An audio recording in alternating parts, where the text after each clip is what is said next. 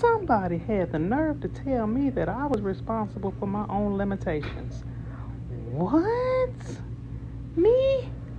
I was responsible for anything that happened to me that caused me to shut down, that caused me to be depressed, that caused me to have anxiety, that caused me to just completely check out on life.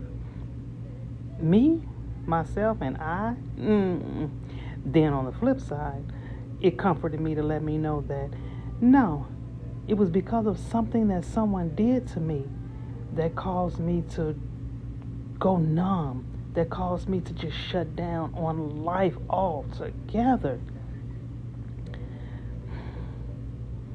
Now I have to fix it. Now that I know that that happened to me, I have to fix it. And just to know that I'm the one able to fix it just set me right into gear. So, yeah. So, watch me fix it. Yep. You're going to be up close and personal, watching this transformation slowly but surely, one step at a time. But it's happening.